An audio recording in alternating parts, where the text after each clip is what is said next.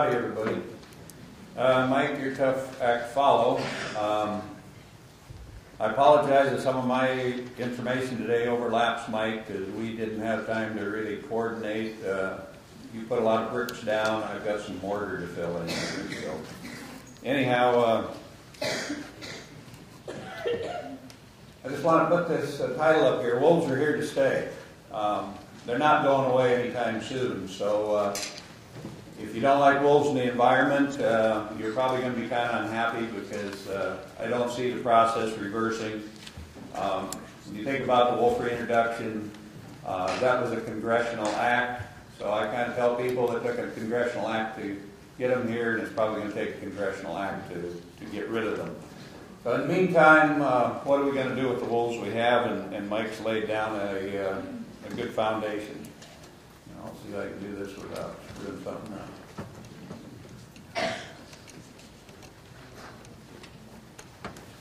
Nothing's moving. Better roll it, Carter. I've been rolling it. I'm spinning it.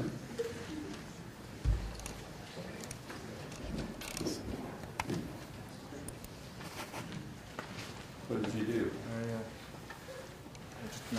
I don't know what I did. Got traction anyway. Yeah. Let's try it again. Oh, I'm sorry. Don't.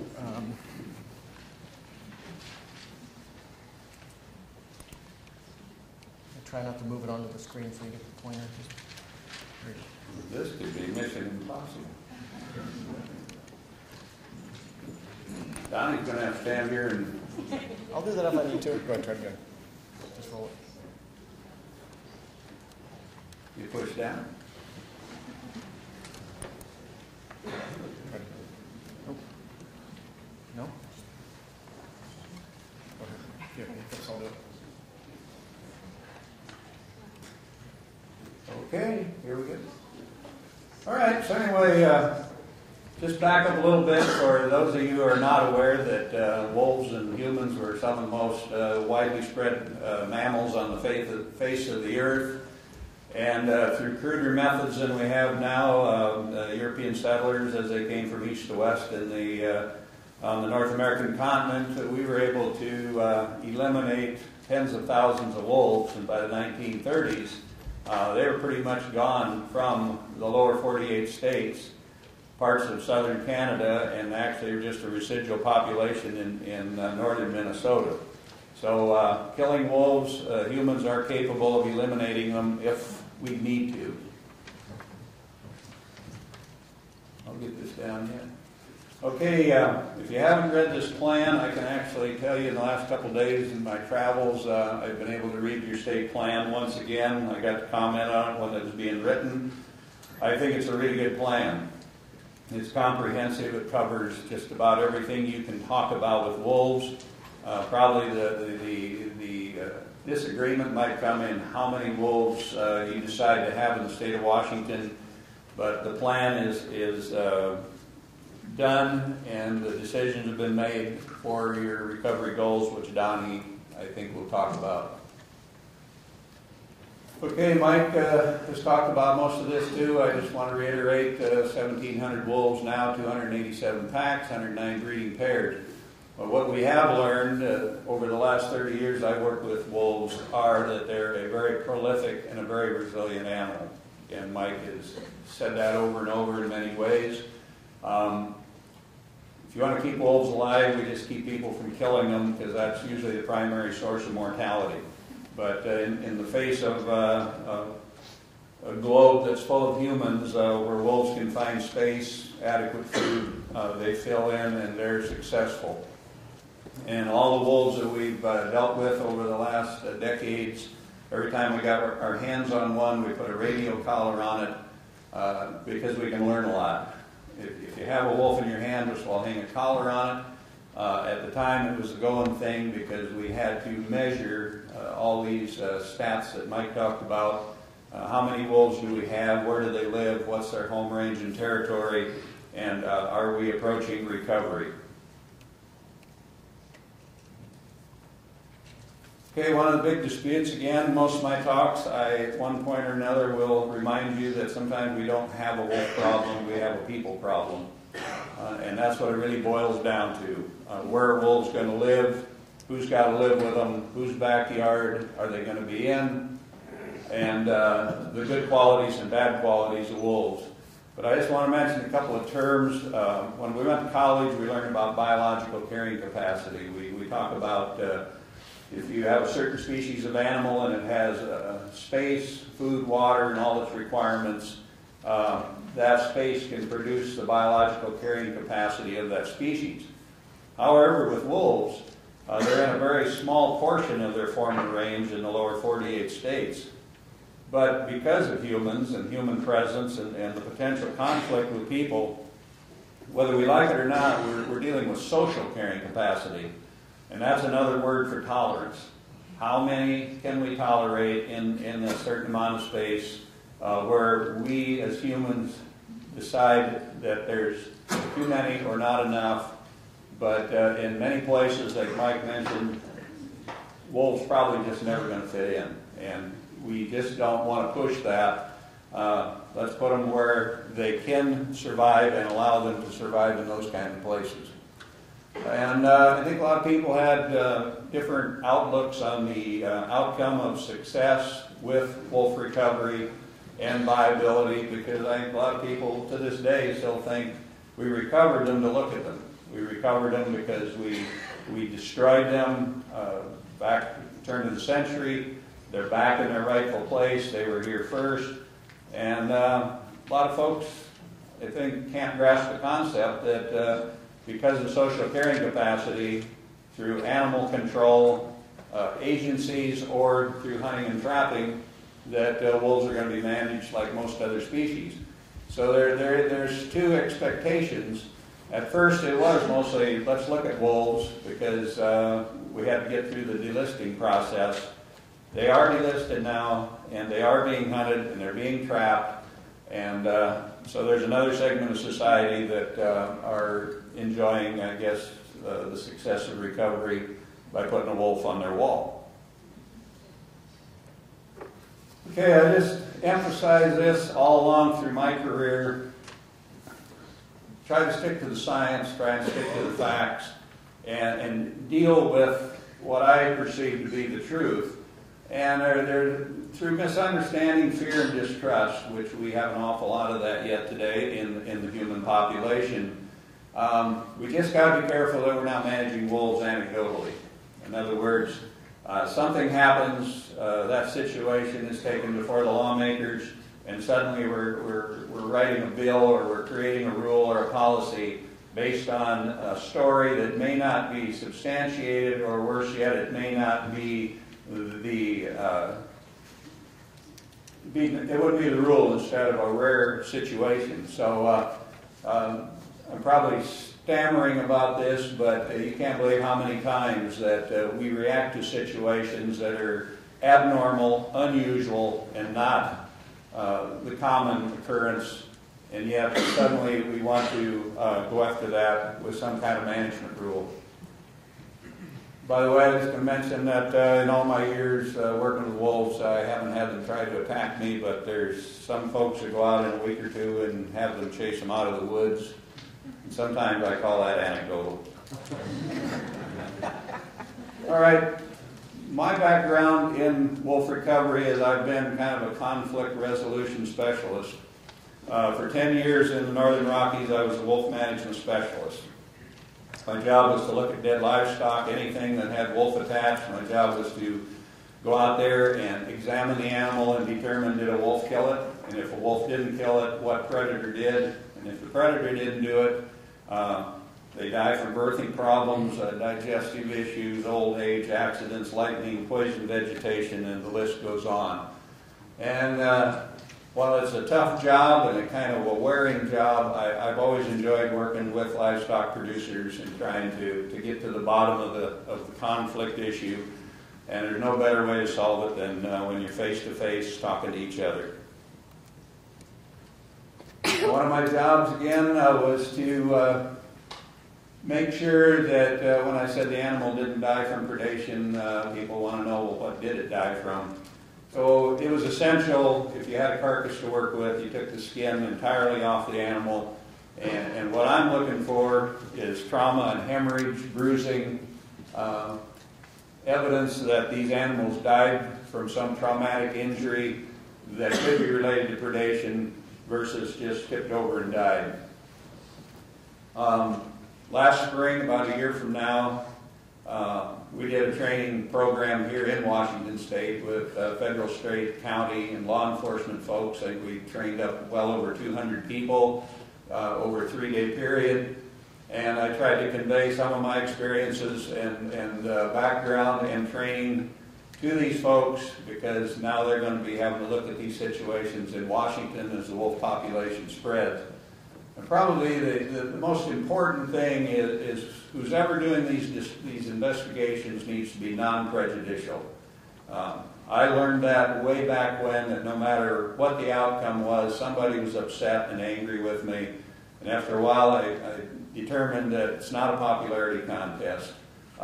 You're never going to win, so just stick to the facts, stick to the truth, and try to see what happened, because it looks foolish to set traps for an animal that don't exist. And Mike talked about the 80% that aren't a problem. Well, if you screw up these field investigations, you can add to the 20% by saying livestock were killed by predators where they really weren't, which kicks in a whole number of processes, and it gets expensive fast. And the other thing I think is critical is photo documentation, so that when the public questions and wants to know what happened in some of these situations, photos speak louder than words. And with the cameras we got today, you can take 1,000 photos and you can delete them when everybody's satisfied that we don't need them any longer. Again, this is what we're looking for, trauma. When predators kill livestock, there's lots of blood, there's lots of bruising, there's lots of tissue damage. Every predator has a signature, the way they kill. We don't have time today to go into that, but just want to emphasize that the bite wounds are severe and resemble gunshot wounds, same thing. The hemorrhage means that the heart was beating and there was blood pressure, and when the trauma was experienced, the blood gushed out. If a scavenger comes along and eats on an animal carcass where they weren't killed, you don't see all this bleeding and I call it grape jelly. So I'm just going to repeat a little bit what Mike said, put it in a little different term, but here's a breakdown of about the last 25 years or so. On the average, in the Northern Rockies at DPS, about 130 sheep, 66 cattle a year, and of course those numbers fluctuate, 6 dogs a year. And if you want to see all of the information and statistics, it's been well kept by the Fish and Wildlife Service since the mid-1980s. There's a website at the bottom that you should consult. Lots of good information and explains the program. One thing I want to emphasize again is you'll look at these numbers and say, wow, those are pretty low. But again, as Mike said, livestock damage was never going to be tolerated. If you had a chronic situation, the government reacted. And each livestock producer situation, the agencies took seriously, because it is an economic loss to that individual. And we did respond to the situations that we confirmed, and nearly 2,000 wolves have been killed through government operations to remove wolves that cause livestock damage. All right, this is one of my homemade ones. I think all of you sitting out there understand that back to this, we don't have a wolf problem, we have a people problem. We've got this animal, he's just another critter out there in the woods like everything else, but suddenly, are they angelic or are they the spawn of Satan? And there's people who relate wolves to their dog, because the wolf is a precursor of the domestic dog, and all your pets at home at one time or another came from this genetic line. And so there's people who see their dog in a wolf. And there's other folks out there that see a wolf as a dangerous animal that can kill me, or an animal that competes with me for my livestock, and in turn, they don't think a whole lot of a wolf. Like Mike says, we got to get to that middle ground. Dave Meach, Dr. Meach, we call him Godfather of Wolves. He just come out with a publication in 2012, and like he says, the wolves aren't saints or sinners, but if that's what you want them to be, you can make them into one. I agree with Dave. So, non-lethal wolf management. Mike says it's been in most or all states kind of a voluntary thing. It's not been the law, it's not been the policy of the state necessarily to use non-lethal, but it's encouraged where you can minimize problems. I emphasize in here there are no silver bullets. There is no non-lethal method I know of that works every time, in every situation, in every place. So there are some things that you can do to minimize damage, maybe get out in front of it. Can't think of my big word I was going to use. Preemptive. You can sometimes make a preemptive strike against problems by trying to prevent them in the first place. One of the things Mike mentioned too is this $3,600,000 federal budget that's being spent annually. I don't work for the feds anymore, but it's my understanding those dollars are drying up. In the next 2 to 3 to 4 years, they're going away. And so we got to, again, look at ways that we're going to remedy these problems where we can. Try to get by a little cheaper because, as you know, I don't care what program it is in this country right now, money is short and it's probably going to get shorter. So again, these are some tools to talk about, to see if we can apply. It takes cooperation again, and we're back talking about people. We need livestock producers who will cooperate and work with agencies or other groups who are willing to engage in some non-lethal. You will need cost sharing between the parties.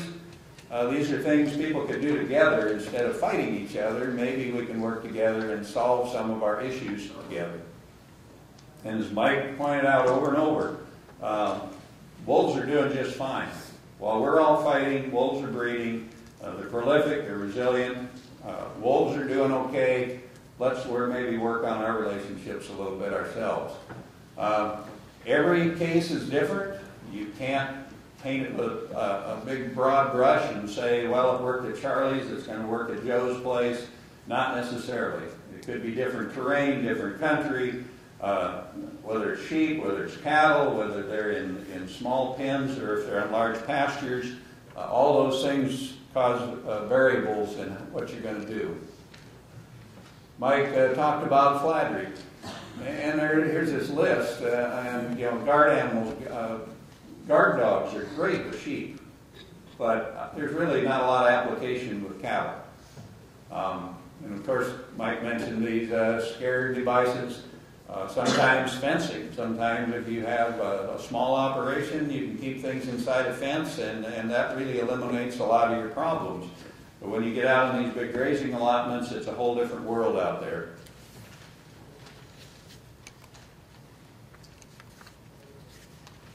So I'm just going to take you through some of the very elementary, non-lethal things that we can do, and in many cases we've been doing.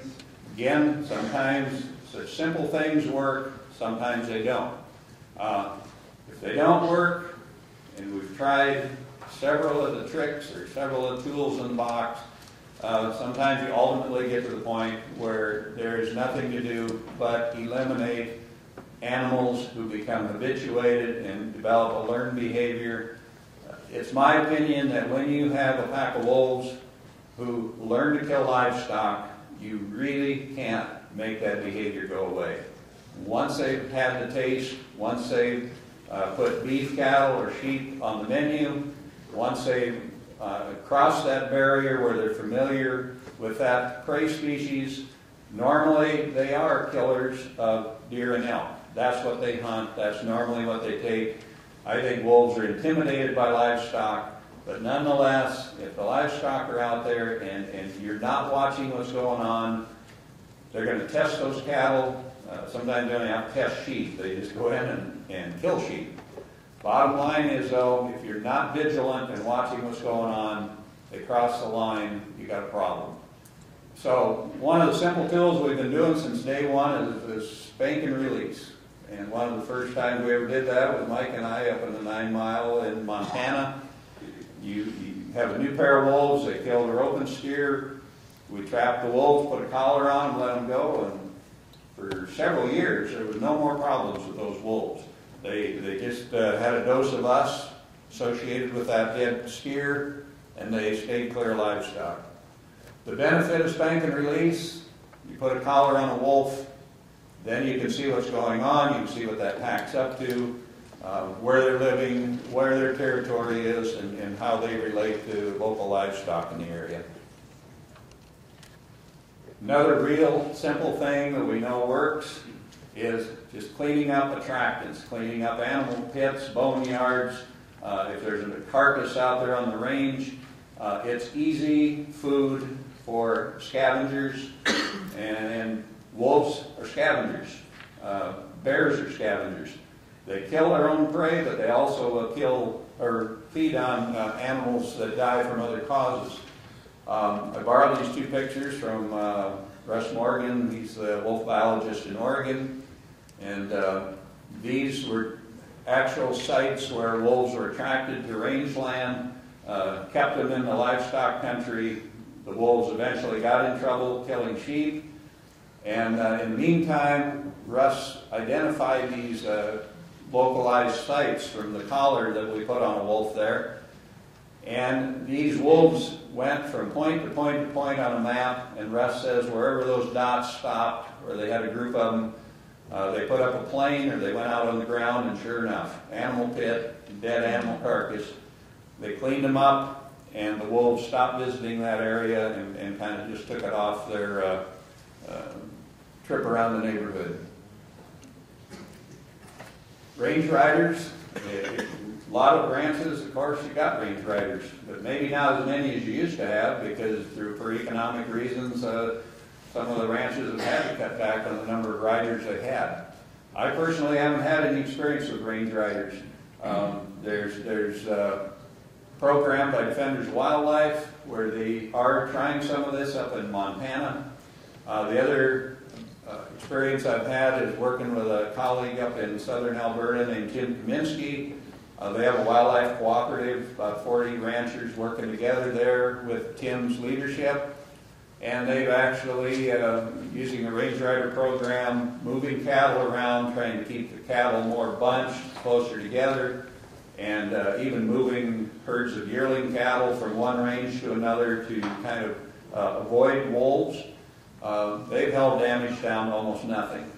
And I was up there a year ago, worked with Tim and met some of the ranchers. People seemed committed to working with Tim and to making this thing work. He's a source or a resource that perhaps Washington could get down here and talk to Tim sometime about what they're doing up there. Another advantage too, a good range rider would be hiring somebody from the ranch family. If you've got a young person that could go out there and help take care of the family's livestock, sometimes that's the best person. They know the country. To me, the other option is if you've got students in college who are following the ag profession, maybe wildlife students, maybe give them some college credits and provide them an opportunity to do some range work and get some field experience and give them a college credit or 2 for it. Flattery, turbo flattery is just kind of electric flattery, but again, it's this simple twine. Turbo flattery has an electric capability to transfer electricity through it, and then it's these red ribbons. This come from Poland, the old country, where they used flattery ribbon to hunt wolves, to actually funnel wolves to shooters. Now they're working the concept in reverse, trying to funnel wolves away from livestock. I've helped put flattery out in Idaho over the years on small ranges for both cattle and sheep. It does work. We protect cattle in one case over a huge area for up to 2 months before the wolves finally cross that barrier. But it's better for like night penning sheep and some temporary confinements where you're talking low acreage, small pastures. Works good with cattle in the spring when they're calving and fairly concentrated. Another thing to talk about when I was reading your state plan here for Washington, translocation, relocation is in there, and I noticed that wolf advocates were somewhat in favor of it. I noticed livestock producers were in favor of it, and even your state wolf managers or Fish and Wildlife talked about some of the positives of it. I'm not necessarily promoting it, but again, when you look at wolves coming back into the eastern part of the state, maybe not getting to the west side of Washington for a long time, this is an option. The important thing is, if you start talking about relocating wolves, you do not want to relocate livestock killing wolves at all. It'd be a bad choice to take a wolf that started killing cattle or sheep and catch him and put him in a different part of the state. I think the outcome is going to be a disaster. The other option is if you get a lot of wolves in an area and they're good wolves, they eat deer and elk and they're not crossing that line killing livestock. If you think of going that route, that's the wolf you want to move, but not the livestock depredating ones. And this is a debut. This is another brainstorm of mine now. And I actually have some cattle in it. But anyway, I have some anecdotal information. Russ Morgan in Oregon and myself know of 2 or 3 ranchers who have cattle with bells on them. And they actually haven't had any losses by wolves. And so I'm proposing that if you do have somebody that's raising cattle in some pretty remote situations around wolves, cost share with them. If the guy will allow you to put them on their cattle this summer and turn it into somewhat of a study that you can monitor, see if something simple as a cowbell might work. If you read back some of the brief history on cowbells, it helps keep track of your livestock. But it does, when their animals are moving and those bells are ringing, it's got to be intimidating to a predator too. Just a brainstorm.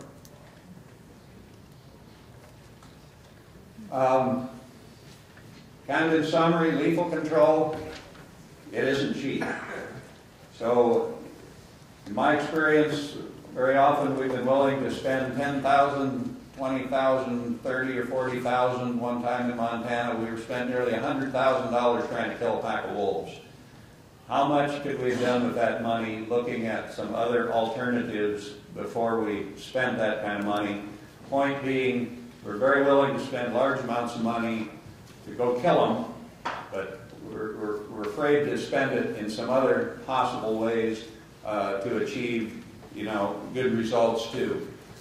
Again, I think, when we're talking about this for a livestock producer, I think other people got to help share in the cost of this. It can't be just demanding that the guy out on the land with the livestock just spend all that extra money to protect his livestock, because they live a little closer to the wolves than a lot of the rest of us do.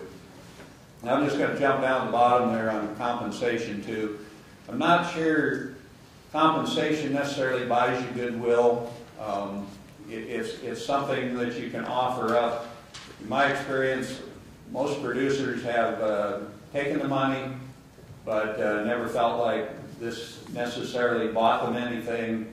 And I think there's a lot of distrust that if we just give you money, you're going to ignore the fact that maybe a pack of wolves shouldn't be living there. So we're going to try and allow them to live there by paying you off.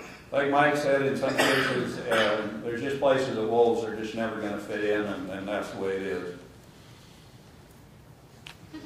And hopefully I cut this shorter than yesterday, but good luck. I mean, again, it's people out on the fringes. We're going to have to come to the middle one way or the other eventually, but maybe some folks want to keep on fighting for a while.